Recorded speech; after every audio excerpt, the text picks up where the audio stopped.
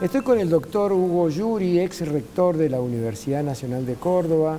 Y si yo tuviera que ponerle un subtítulo a esta entrevista, le pondría La tragedia educativa, el famoso libro de Guillermo Jaime de Echeverri, que ya ha cumplido más de 20 años y que sigue revelando y describiendo lo que decía él en el libro hace 20 años está pasando, y peor todavía hoy en la Argentina, porque realmente la educación ha sido abandonada totalmente por cualquiera de todos los gobiernos que hemos tenido en los últimos 70, 80, 90 años, si usted quiere. Esa es la idea. Hugo, un placer como siempre tenerte acá. Un gusto para mí. ¿Qué opinas del tema de la tragedia educativa? ¿Es una tragedia o no? Sí, no sé si es una tragedia. En el fondo sí, pero no una tragedia que no tiene soluciones. Hay países que en muy pocos años, de no tener absolutamente nada, pasaron a estar en los primeros lugares del mundo. Para darte un ejemplo, Vietnam, fíjate vos, con todas sus guerras y con una generación, digamos, de los que son de nuestra edad, la mayoría analfabetos, los nietos de ellos están entre los 10 primeros de los rankings de PISA en el mundo en ciencias y matemáticas, para darte un ejemplo. O sea, esas son cosas que se solucionan. Yo tengo una gran amistad con Jaime, y sí escribió hace 20 y pico de años La tragedia educativa, que no empezó hace 20 años. Es un decaimiento de uno de los mejores sistemas educativos del mundo, que lo tuvo Argentina hasta los años 60, que no empezó de un día para otro, que cuando se hace la ley 1420, 1887. 1886. Firmada por Julio Argentino Roca. Claro. Sí, pero hecha por pensamiento el de Sarmiento. Congreso. Pensamiento de Sarmiento, pensamiento de Avellaneda, que él dice, al final yo hice las escuelas, que era el ministro de Educación de él. Sí. Pensamiento de Urquiza, que empezó antes. Bustos de Córdoba, que eran hombres intelectuales muy importantes, pero ahí se decretó la educación primaria universal, obligatoria. Y recién se cumplió más o menos en el año 50, se terminó de cumplir, o sea, no fue de un día para el otro.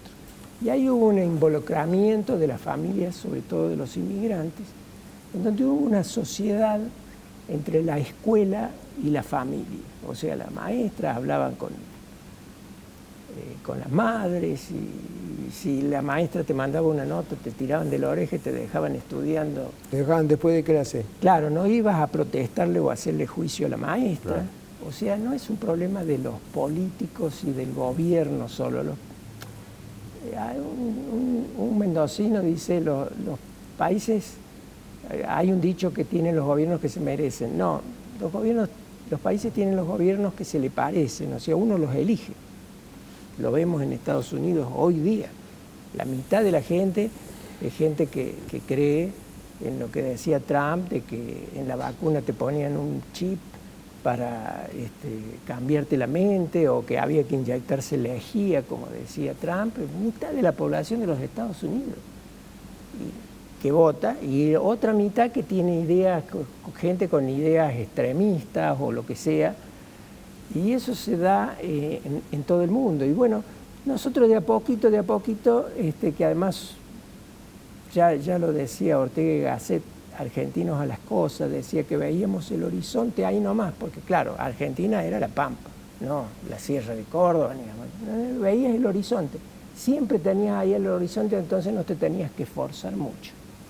Y nos acostumbramos a no esforzarnos, pero yo creo que esta nueva generación, que es muy global, está muy conectada, y con la enorme cantidad de recursos naturales que todavía valen, porque esto de vaca muerta y los recursos agrícolas, y además esto que nos perjudicaba tanto, que es estar en la punta de la nada del mundo. Si hoy hay un accidente nuclear en Europa, ya lo han identificado que la única región del mundo que no va a estar afectado somos nosotros, Australia y Nueva Zelanda, que vamos a estar menos afectados.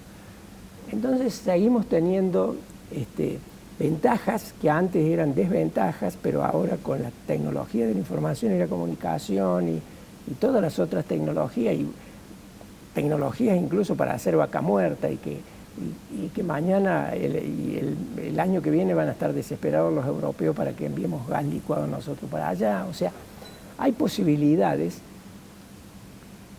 pero nunca cuando se hacen las encuestas está obviamente el problema de la inflación, el problema del desempleo, el problema de la inseguridad, el problema de la corrupción, pero la corrupción usualmente sale en el quinto o sexto lugar. Marita Carballo suele hacerlo. Y detrás de todo eso está el problema educativo.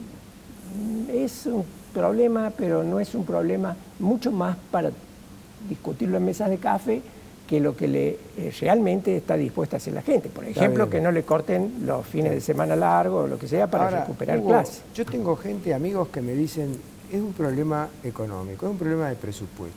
La plata se va toda para los planes sociales y no queda plata, no hay presupuesto para la educación. Y hay otros que me dicen, no es un problema de presupuesto, es un problema de poder político, es un proyecto de poder, de populismo, que se basa en dos columnas fundamentales que son la pobreza y la ignorancia, que es el proyecto Gildo Infran en Formosa. Formosa, la provincia con mayor cantidad de pobres y con mayor índice de analfabetismo, y ese es el proyecto que tiene el populismo o el kirchnerismo, si querés lo digo abiertamente, no tengo ningún inconveniente en decirlo. Esa situación doble, ¿cómo la ves vos? Yo creo que hay que ser muy poderoso, tener muchas herramientas y tener mucha gente inteligente para hacer un proyecto de esta naturaleza y que nadie se dé cuenta quiénes lo están haciendo.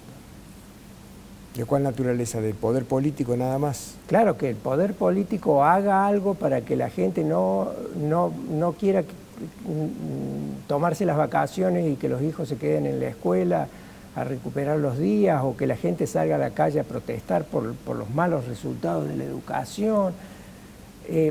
Si agarras la curva, hay percepciones de que hasta los 60 nosotros estábamos muy bien. Bueno, la escuela secundaria era para poca gente en los años 60, ahora es universal, lo cual, haber metido a todo el mundo sin haber preparado también el cuerpo docente, las aulas y todo lo demás, impactó mucho en la calidad, sin ninguna duda.